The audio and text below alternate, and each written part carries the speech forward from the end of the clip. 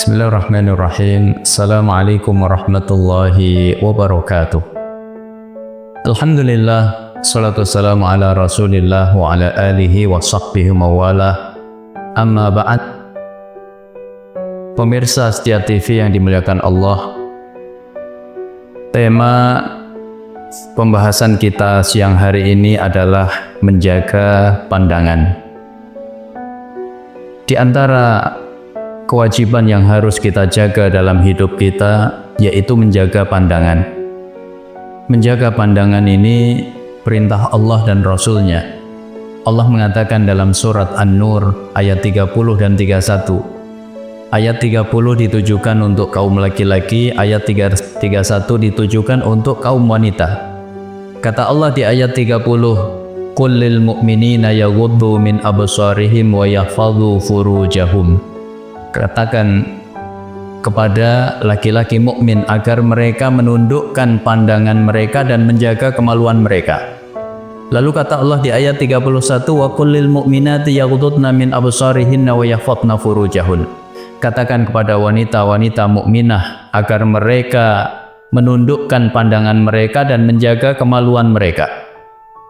Maka isyarat laki-laki maupun wanita ketika tidak menjaga pandangan mereka, mereka bisa terjatuh dalam fitnah yang berat. Imam Ibnul Jauzi mengatakan, "Idam tathalta ala ma umirta bihi min ghaddil basar, salimta min afatin la tuhsa." Kalau kamu mentaati perintah Allah berupa menjaga pandangan, maka niscaya kamu akan selamat dari keburukan-keburukan yang tidak terhingga. Dan beliau mengisahkan dalam kitabnya Dhammul Hawa, kisah seorang muadzin di kota Baghdad. Baghdad hari itu adalah pusat peradaban Islam. Ada seorang muadzin namanya Salih, tapi sayang akhlaknya tidak sesuai dengan namanya. Ketika muadzin ini naik ke menara untuk mengumandangkan azan, maka setelah itu ketika dia hendak turun, dia melihat seorang wanita yang cantik jelita, rumahnya tidak jauh dari masjid, terlihat jelas dari menara itu. Dia tidak segera memalingkan pandangannya, dia terus memandang wanita itu. Maka kecantikan wanita itu benar-benar telah menjadi fitnah yang besar dalam hatinya. Setan telah menguasai hati muadzin itu melalui pandangannya terhadap wanita tadi. Akhirnya muadzin itu turun dari menara. Bukannya dia masuk ke dalam masjid untuk sholat sunnah qabliyah, tapi dia malah menuju rumah wanita tadi. Dia memaksa masuk. Dia memaksa wanita itu untuk menuruti keinginannya. Wanita itu heran karena dia telah hidup bertahun-tahun bersama kaum muslimin. Dia mendapati kaum muslimin adalah orang-orang yang amanah. Sekalipun wanita tadi beragama Nasrani, tapi dia berinteraksi dengan kaum muslimin sekian lama, mendapati kaum muslimin adalah orang-orang yang amanah. Maka dia heran kenapa ada kaum muslimin bahkan muadzin tapi khianat. Dia berkata, "Antum ashabul amanat, fama hadhil khianah." Kalian orang-orang yang amanah, kenapa kamu bisa berkhianat?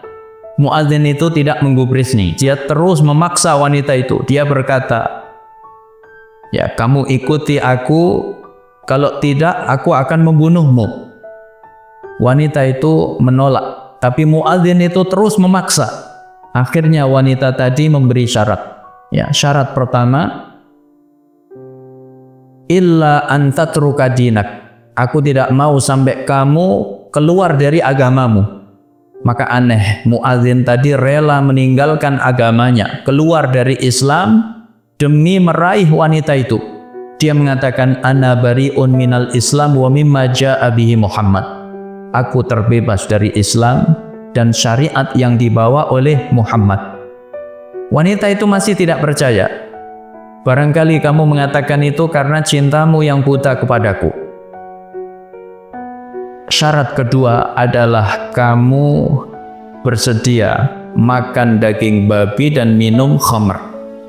Maka aneh, muadzin tadi pun rela untuk makan daging yang haram, minum minuman yang haram demi mendapatkan wanita itu. Akhirnya muadzin itu pun mabuk. Wanita tadi berkata, kamu naik ke atap, sebentar lagi ayahku datang, dia akan menikahkan kita. Orang sedang mabuk naik ke atap, akhirnya terpeleset, jatuh, meninggal dunia. Tidak lama kemudian ayah gadis itu pun pulang. Maka gadis itu menceritakan apa yang dia alami. Sang ayah marah karena tahu putrinya hendak dilecehkan. Maka sang ayah menyeret jasad muadzin tadi lalu mencampakkannya di tempat sampah. Bayangkan pemirsa setia TV yang dimuliakan oleh Allah, sebuah profesi yang sangat mulia, menjadi muadzin. Ini salah satu profesi ahli surga. Tapi berakhir dengan hina. Dia murtad, dia makan daging babi, dia minum khamr, dan matinya dicampakkan di tempat sampah dengan penuh kehinaan. Semua keburukan-keburukan tadi itu diawali dari tidak menjaga pandangan. Maka semoga Allah senantiasa menguatkan keimanan kita sehingga kita mampu menjaga pandangan kita hingga akhir hayat kita. Aku qouli hadza wa sallallahu ala nabiyyina Muhammad wa ala alihi wa sahbihi wasallam walhamdulillahi rabbil alamin. Assalamualaikum warahmatullahi wabarakatuh.